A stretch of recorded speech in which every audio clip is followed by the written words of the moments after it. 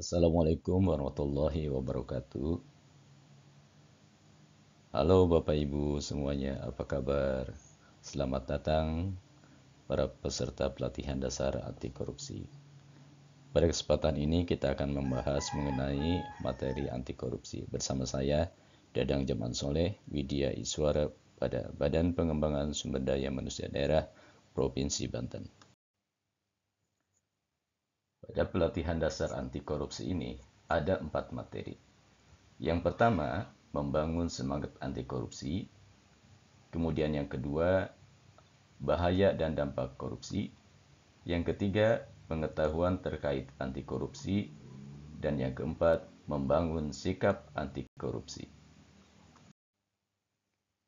Bapak dan Ibu peserta pelatihan yang berbahagia, pada kesempatan ini kita akan membahas materi yang pertama, yaitu membangun semangat anti korupsi.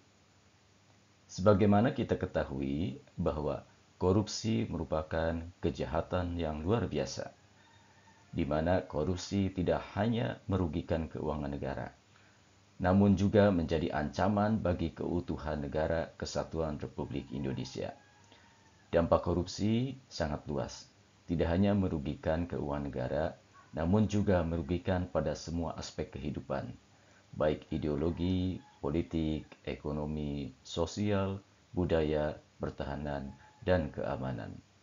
Semangat mencegah dan memberantas korupsi bukan hanya menjadi tanggung jawab Komisi Pemberantasan Korupsi saja, namun juga menjadi tugas kita bersama sebagai wujud bela negara. Oleh karena itu, semangat anti korupsi harus menyebar dan membumi pada semua lapisan masyarakat Indonesia menuju peradaban baru Indonesia yang madani dan bersih dari korupsi, membangun integritas seluruh elemen bangsa guna mewujudkan masyarakat Indonesia yang adil, makmur, dan sejahtera. Ada beberapa cara di dalam upaya untuk mencegah dan memberantas korupsi. Di antaranya yang pertama adalah melalui penyuluhan anti korupsi, yaitu kegiatan yang dilakukan oleh penyuluh anti korupsi dalam upaya membantu KPK mengajak masyarakat untuk menyebarluaskan pesan anti korupsi. Mereka adalah para agen perubahan yang sudah dididik dan dilatih serta mendapatkan sertifikat sebagai penyuluh anti korupsi yang tersebar di seluruh wilayah Indonesia dari berbagai kalangan dan profesi. Untuk menjalankan tugasnya tersebut, seorang penyuluh anti korupsi harus memiliki kode etik penyuluh anti korupsi, yaitu religiusitas, integritas, profesionalisme, keadilan, kepemimpinan, etika perilaku, dan sinergitas.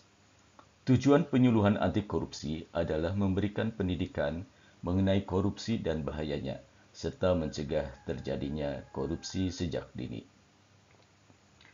Langkah kedua adalah melalui gerakan anti korupsi, yaitu kegiatan memudayakan nilai-nilai dan sikap-sikap anti korupsi pada seluruh lapisan masyarakat melalui pendidikan, baik pendidikan formal maupun pendidikan non-formal secara berkesinambungan, dengan menanamkan pemahaman bahwa korupsi dalam segala bentuknya adalah perbuatan yang merugikan masyarakat dan tercela secara moral, etika, dan agama. Gerakan anti korupsi dapat dilakukan oleh semua lapisan masyarakat, seperti mahasiswa, lembaga swadaya masyarakat, pers, baik media cetak maupun elektronik, tokoh-tokoh masyarakat, pemuda, dan organisasi massa lainnya. Kemudian yang ketiga adalah melalui kajian anti korupsi, yaitu melakukan kajian dan penelitian yang terkait dengan gerakan anti korupsi. Hasil kajian ini bisa dalam bentuk video pembelajaran, kurikulum, maupun tulisan ilmiah yang berkaitan dengan upaya pencegahan dan pemberantasan korupsi. Yang keempat adalah membangun sistem anti korupsi. Semua lembaga pemerintahan harus terus meningkatkan transparansi dan akuntabilitas, meningkatkan pengawasan internal dan eksternal, melakukan reformasi di bidang perizinan, penyederhanaan proses kerja, dan proses pelayanan kepada masyarakat untuk meminimalisir ruang korupsi sekaligus meningkatkan kualitas pelayanan kepada masyarakat. Dan yang kelima adalah melalui implementasi pendidikan anti korupsi. Pendidikan anti korupsi pada setiap jenjang pendidikan sangat penting untuk dilaksanakan secara terpadu dan berkelanjutan, sehingga nilai-nilai anti korupsi dapat terinternalisasi kepada generasi muda dan masyarakat umum agar mereka mampu membentengi diri dari tindak pidana korupsi dan juga perilaku dalam kehidupan sehari-hari.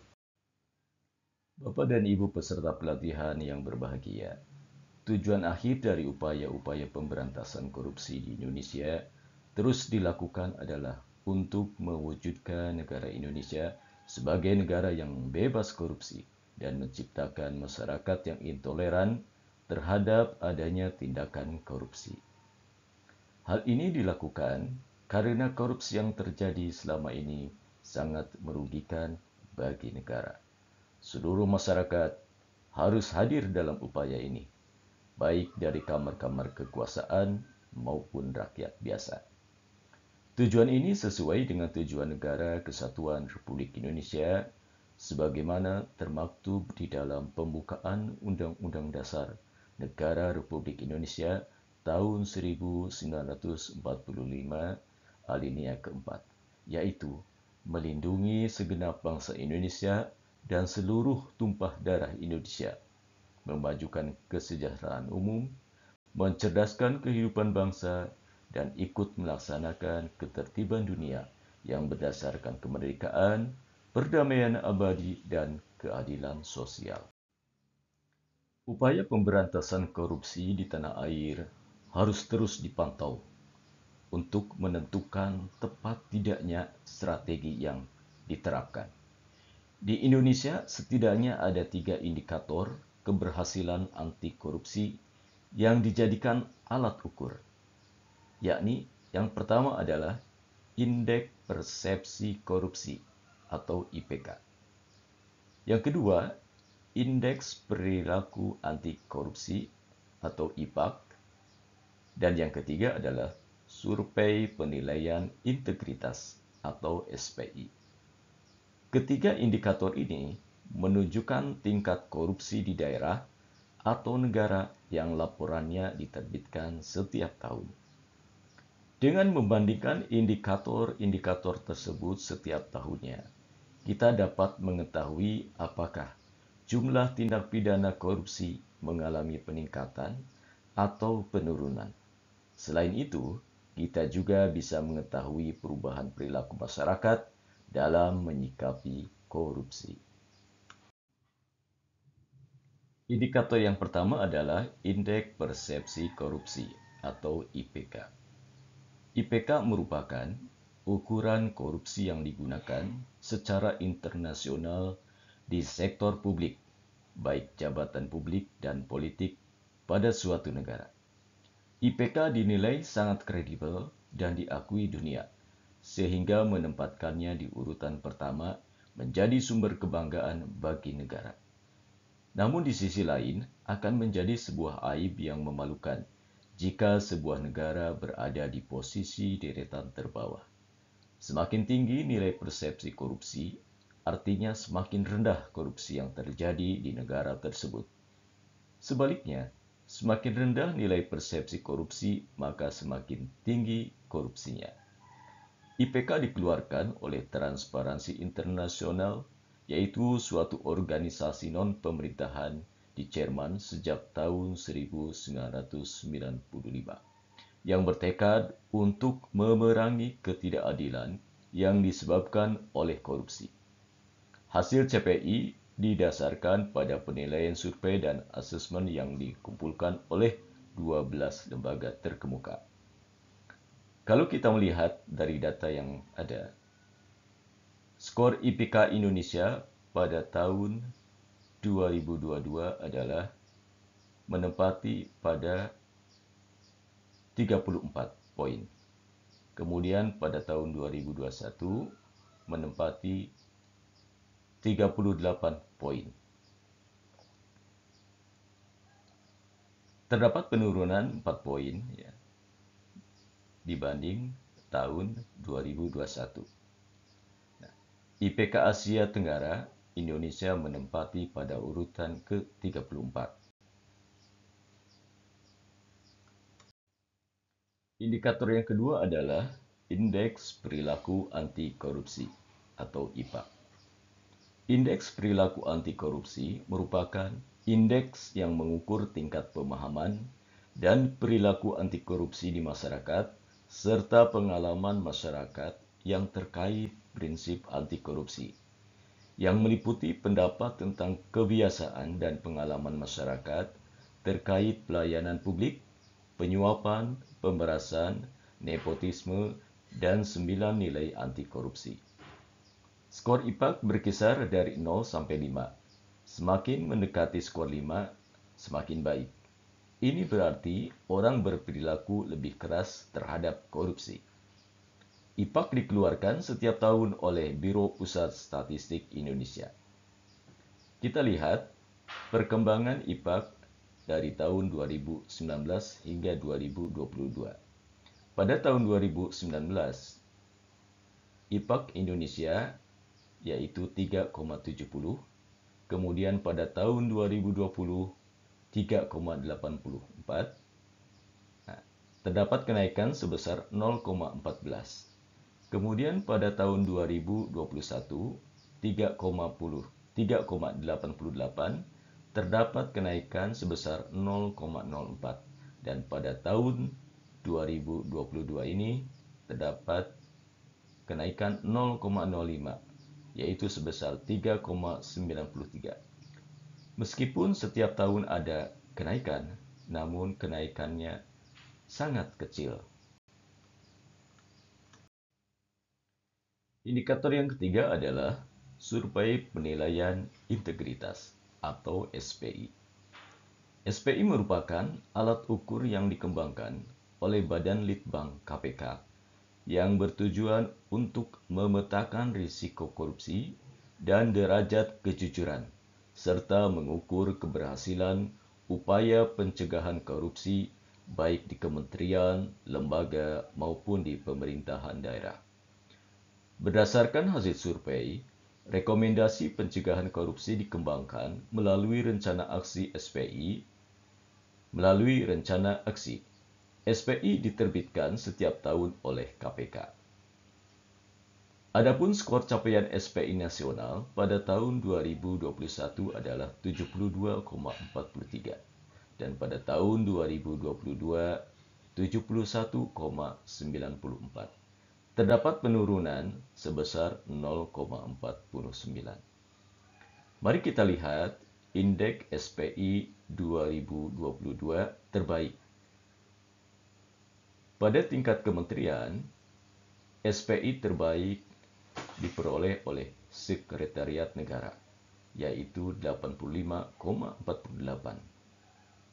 Pada lembaga non-kementerian, Bank Indonesia merupakan salah satu lembaga non-kementerian terbaik, yaitu 87,28. Untuk tingkat pemerintah provinsi adalah ditempati oleh Provinsi Bali dengan skor 78,82. Pada tingkat pemerintah kota ditempati oleh Kota Madiun sebesar 83,00 dan pada tingkat pemerintah kabupaten ditempati oleh Kabupaten Boyolali dengan skor 83,33. Bapak dan Ibu peserta pelatihan dasar anti korupsi, kita akan melihat bagaimana perbandingan skor indeks persepsi korupsi pada tahun 2022 di Asia Tenggara dan dunia. Jika kita lihat pada skala Asia Tenggara, Indonesia mendapatkan 34 poin atau berada di urutan kelima. Jauh di bawah Singapura yang mendapat 83 poin, kemudian Malaysia 47 poin, Vietnam 42 poin, Timor Leste 42 poin, dan Thailand 36 poin. Sementara kita lihat pada tingkat dunia, Indonesia menempati peringkat 110 dari 180 negara yang disurvei. 3 negara terbaik diduduki oleh Denmark dengan nilai 90 poin, kemudian Finlandia 87 poin, dan Selandia Baru 87 poin. Lalu apa yang menjadi rahasia Denmark bersih dan bebas dari korupsi? Yang pertama adalah semangat anti korupsi yang mainstream dengan menerapkan toleransi nol terhadap korupsi. Di berbagai lembaga pemerintah, baik di berbagai lembaga pemerintah menempatkan lembaga serupa KPK di setiap lembaga atau instansi dengan layanan hotline 24 jam untuk melaporkan dugaan korupsi di lembaga atau instansi tersebut. Yang kedua, setiap pejabat publik wajib mengikuti pelatihan anti korupsi saat mereka mengisi jabatannya. Oleh karena itu, pantaslah Denmark sebagai negara maju. Dari 5,8 juta penduduk, maka bisnis berjalan mulus tanpa ada hambatan, pengelolaan pajak baik, kesenjangan pendapatan terkecil di dunia, pekerjaan mudah diperoleh, tingkat pengangguran rendah, fasilitas kesehatan gratis, standar pelayanan sangat tinggi, pendidikan gratis bagi penduduk dan pendatang, dan ada bantuan langsung bagi pelajar yang masih tinggal dengan orang tua.